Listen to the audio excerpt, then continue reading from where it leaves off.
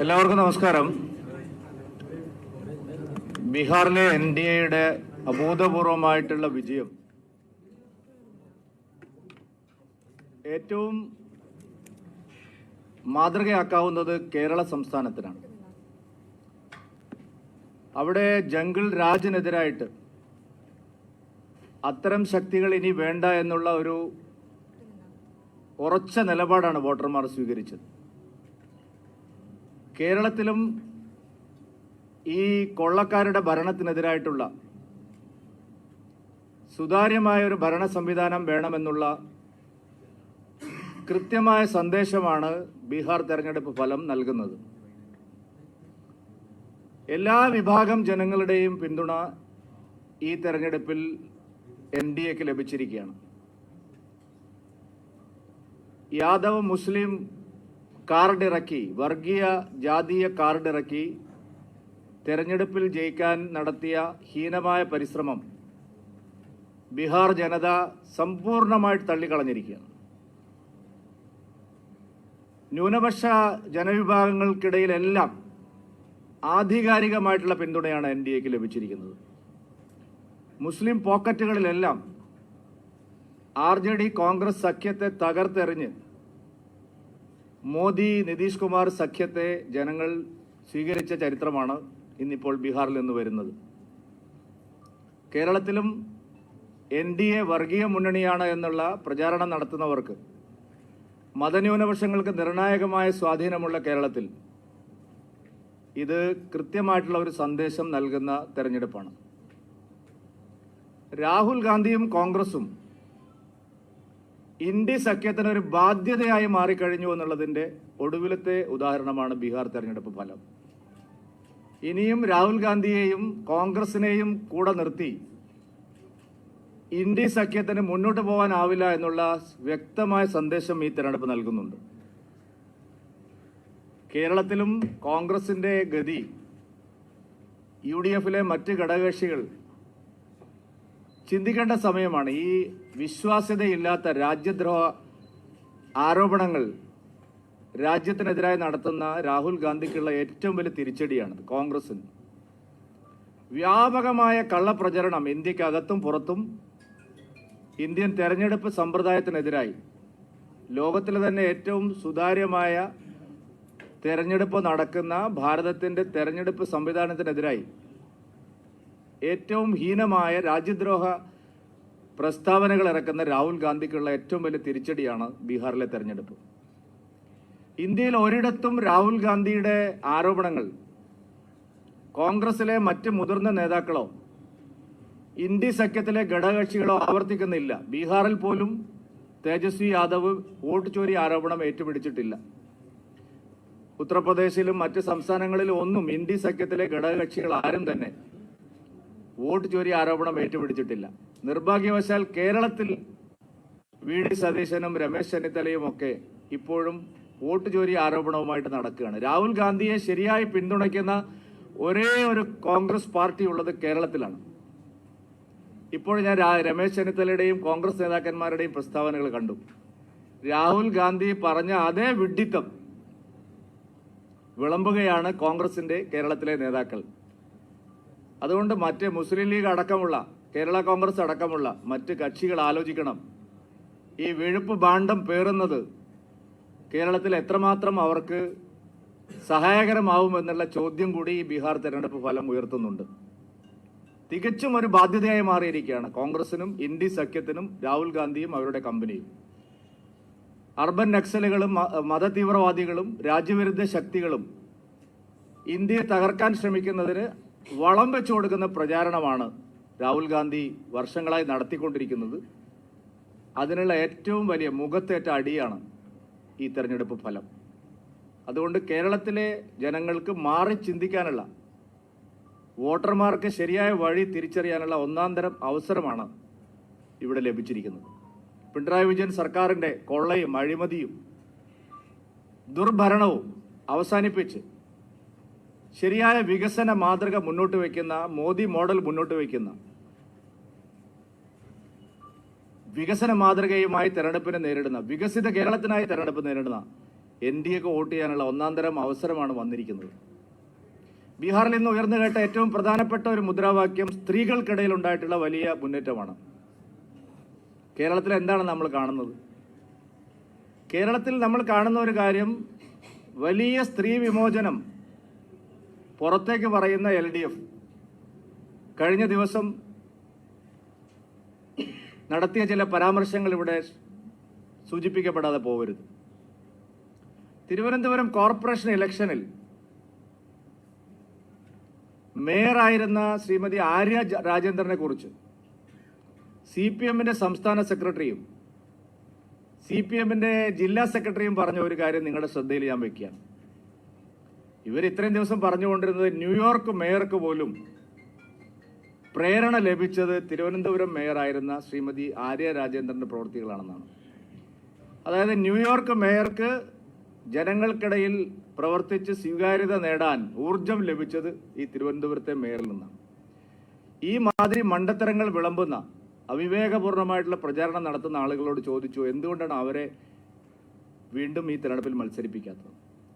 Party അധ്യക്ഷൻ ശ്രീ രാജീവ് ചന്ദ്രശേഖർജി തന്നെ ഒരു അഭിമുഖത്തിൽ ഗോവിന്ദ മാഷോട് ചോദിച്ചു. അവർ പറഞ്ഞ മറുപടി, മേയറായിരുന്ന ഒരാളെ ഇനി ഡെപ്യൂട്ടി മേയർ ആക്കാൻ ഞങ്ങൾ ആഗ്രഹിക്കുന്നില്ല എന്ന്. അതെന്ത് വർത്തമാനമാണ്? ഇത്രയും വലിയ വികസനം കൊണ്ടുവന്നു എന്ന് പറയുന്ന തിരുവനന്തപുരം മേയറെ വീണ്ടും അധികാരത്തിൽ വന്ന എന്തിനാണ് ഡെപ്യൂട്ടി മേയർ ആക്കുന്നത്? മേയർ തന്നെ ആക്കാൻ പറ്റില്ലേ? ജനറൽ സീറ്റിൽ പിന്നെ വനിതകളെയും മേയറാക്കാമല്ലോ. വനിതകൾക്ക് സംവരണം ചെയ്ത സീറ്റാണെങ്കിൽ പുരുഷന്മാരെ ആക്കാൻ ബുദ്ധിമുട്ടാണ്. പക്ഷെ ജനറൽ മേയർ സീറ്റിൽ വനിതകളെ മേയറാക്കുന്നതിൽ എന്താ തെറ്റ്? ഞങ്ങൾ കഴിഞ്ഞ തവണ പന്തളത്ത് ആദ്യമായിട്ട് ഞങ്ങൾക്ക് പന്തളത്ത് ഭൂരിപക്ഷം കിട്ടിയപ്പോൾ ജനറലായിരുന്നു അവിടെ മുനിസിപ്പൽ ചെയർമാൻ. ഞങ്ങളവിടെ ഒരു പട്ടികജാതി വനിതയ്ക്കാണ് സീറ്റ് കൊടുത്തത്. ഇപ്പൊ കേൾക്കുന്നത് മേയറെ കോഴിക്കോട്ടേക്ക് നാട് കടത്തുകയാണെന്നാണ്. എന്ന് പറഞ്ഞാൽ കഴിഞ്ഞ 5 വർഷവും തീവെട്ടിക്കൊള്ള നടത്തിയ, പകൽക്കൊള്ള നടത്തിയ, നേരം വെളുക്കുന്നത് വരെ അഴിമതി നടത്തിയ മേയറെ ഇവിടെ അവതരിപ്പിച്ചാൽ തിരുവനന്തപുരത്തെ വോട്ടർമാർ ശക്തമായി പ്രതികരിക്കുമെന്ന് മനസ്സിലാക്കിയിട്ടാണ് ഈ മുടന്തൻ ന്യായവുമായിട്ട് ഇപ്പോൾ CPM നേതാക്കൾ വന്നിരിക്കുന്നത്. ദുർഭരണമാണ് നമ്മൾ എല്ലാ കോർപ്പറേഷനുകളിലും കണ്ടത്. തെരഞ്ഞെടുപ്പിൽ നിർത്തിയാൽ സമ്പൂർണമായി തോറ്റമ്പും എന്ന് തിരിച്ചറിഞ്ഞ ഇടതുപക്ഷം എല്ലായിടത്തും മേയർ സ്ഥാനാർത്ഥികളെയും മുനിസിപ്പൽ ചെയർമാൻ സ്ഥാനാർത്ഥികളെയും മാറ്റി പ്രതിഷ്ഠിക്കുകയാണ്. അപ്പോൾ വലിയ തോതിലുള്ള അഴിമതിയും ദുർഭരണവുമാണ് ഇവിടെ നടന്നത്. പ്രത്യേകിച്ച് നരേന്ദ്രമോദി സർക്കാർ ആയിരക്കണക്കിന് കോടി രൂപ കേരളത്തിലെ വിവിധ തദ്ദേശ സ്ഥാപനങ്ങളിൽ സ്മാർട്ട് സിറ്റിയായും അമൃത് നഗരം പദ്ധതിയായും പ്രസാദം പദ്ധതിയായും എല്ലാം നഗരവികസനത്തിന് വലിയ തോതിലുള്ള പണം നൽകി. അതുപോലെ എല്ലാ തദ്ദേശ സ്ഥാപനങ്ങളിലും സഡക് യോജനകൾ, പ്രധാനമന്ത്രിയുടെ മറ്റ് ക്ഷേമ പദ്ധതികൾ, ജൽജീവൻ മിഷൻ, അങ്ങനെ കേന്ദ്ര സർക്കാർ പണം മുടക്കി ആയിരക്കണക്കിന് കോടി രൂപയുടെ വികസന പദ്ധതികൾ കഴിഞ്ഞ 10 വർഷം കേരളത്തിന് നൽകി. പക്ഷെ അവിടെ എല്ലാം ഇടതുപക്ഷവും UDF വിവിധ തദ്ദേശ സ്ഥാപനങ്ങളിൽ, സംസ്ഥാന ഗവൺമെന്റ് ഇടതുപക്ഷമായാലും ദയനീയമായി പരാജയപ്പെട്ടു. ആ ധനസഹായങ്ങൾ മുഴുവൻ ഇവിടുത്തെ സാധാരണ വോട്ടർമാർക്ക്, ഗുണഭോക്താക്കൾക്ക് ലഭ്യമാക്കുന്നതിൽ അമ്പേ പരാജയപ്പെട്ടു. ഇപ്പൊ തിരുവനന്തപുരം കോർപ്പറേഷൻ തന്നെയാണെങ്കിൽ ഇവിടെ സ്മാർട്ട് സിറ്റി പദ്ധതിയുണ്ട്. ആയിരക്കണക്കിന് കോടി രൂപയാണ് മോദി സർക്കാർ നൽകിയത്. പക്ഷേ ഇവിടുത്തെ കുടിവെള്ള പ്രശ്നം പോലും ഇവർക്ക് പരിഹരിക്കാൻ സാധിച്ചില്ല. ഏറ്റവും അടിസ്ഥാനപരമായിട്ടുള്ള കുടിവെള്ള പ്രശ്നം, ഒരു വാട്ടർ ടാങ്ക് പറ്റിയ സ്ഥലത്ത് സ്ഥാപിക്കാൻ പോലും കഴിവില്ലാത്ത, കൊള്ളരുതാത്ത ഒരു ഭരണസമിതിയാണ് കഴിഞ്ഞ 5 വർഷം ഇവിടെ ഭരിച്ചത്. വെള്ളക്കെട്ടുകൾ പരിഹരിക്കാൻ കഴിഞ്ഞില്ല.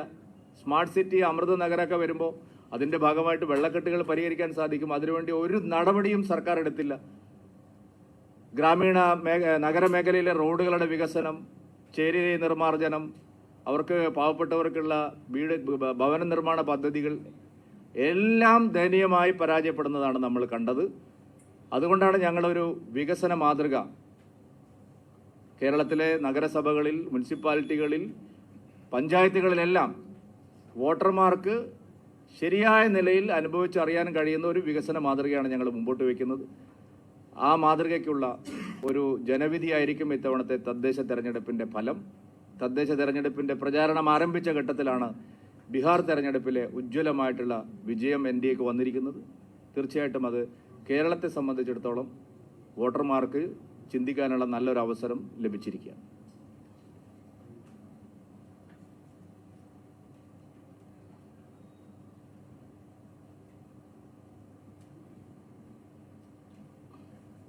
ചോദിക്കാൻ എന്തെങ്കിലും ഉണ്ട് ചോദിക്കാം.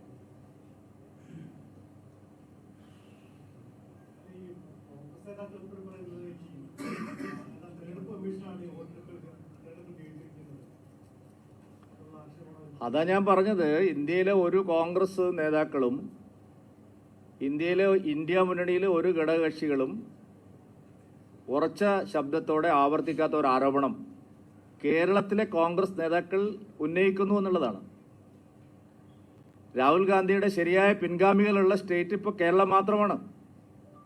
കാരണം KC വേണുഗോപാൽ, ചെന്നിത്തല അവരൊക്കെ ഈ രാഹുൽ ഗാന്ധിയുടെ അർബൻ നക്സൽ കമ്പനിയുടെ ശരിയായ പിൻഗാമികളാണ്. അവരെ വെച്ചിട്ടാണ് പോകുന്നതെങ്കിൽ UDFിലെ മറ്റുള്ള ആൾക്കാരെ പരിശോധിക്കണമെന്നാണ് ഞാൻ പറഞ്ഞതിൻ്റെ അർത്ഥം, ഞങ്ങൾ പറഞ്ഞതിൻ്റെ അർത്ഥം.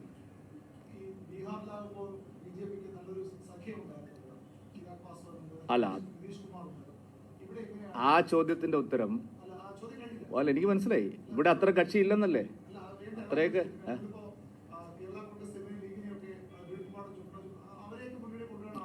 ഞാൻ പറയട്ടെ, ബീഹാറിൽ തെരഞ്ഞെടുപ്പ് ഫലം പുറത്തു വന്നപ്പോൾ പലരും സന്തോഷിക്കുന്നത് ഞാൻ കണ്ടു. എന്തായിരുന്നു ആ സന്തോഷത്തിന്റെ കാരണം? മുങ്ങിത്താഴുമ്പോഴും ഒരു കച്ചിത്തുരുമ്പ്, JDയുടെ അത്ര സീറ്റ് BJP കിട്ടില്ല. അങ്ങനെയായിരുന്നില്ലേ രാവിലെ പോലും നമ്മൾ കണ്ടുകൊണ്ടിരുന്നത്? സാരല്ല, BJP കേരളത്തിൽ സഖ്യകക്ഷികൾ, ഇപ്പോൾ നല്ല സഖ്യകക്ഷികളുണ്ട്. വൈകാതെ ഇനിയും സഖ്യകക്ഷികൾ BJPയുടെ കൂടെ വരും. അതുകൊണ്ട് ഞങ്ങൾ ആ ശുഭപ്രതീക്ഷയിലാണ്. ഇത്തവണ ഞങ്ങൾ തദ്ദേശ തെരഞ്ഞെടുപ്പിന് ഒരു ടാർഗറ്റ് വെച്ചിട്ടുണ്ട്. ആ ടാർഗറ്റ് അച്ചീവ് ചെയ്ത് കഴിഞ്ഞാൽ തീർച്ചയായിട്ടും താങ്കൾ ചോദിച്ചതുപോലുള്ള ചോദ്യങ്ങൾക്കെല്ലാം സ്വാഭാവികമായിട്ടുള്ള ഉത്തരവുണ്ടാവും. 25% വോട്ടിലേക്ക് ഞങ്ങൾ വരണമെന്നാണ് ആഗ്രഹിക്കുന്നത്. അപ്പോൾ മുന്നണി ഘടനയിലൊക്കെ വലിയ മാറ്റങ്ങൾ വരും. അങ്ങനെയാണ് എല്ലാ സംസ്ഥാനങ്ങളിലും. 25% വോട്ടാവുമ്പോൾ സ്വാഭാവികമായിട്ടും ഇന്ന് കാണുന്ന പോലെ ആയിരിക്കില്ല കേരള രാഷ്ട്രീയം മുന്നോട്ട് പോകുന്നത്. ഞങ്ങൾ അതുകൊണ്ട് ഒരു ഉറച്ച കാൽവെപ്പോട് കൂടിയാണ് ഞങ്ങൾ മുമ്പോട്ട് പോകുന്നത്.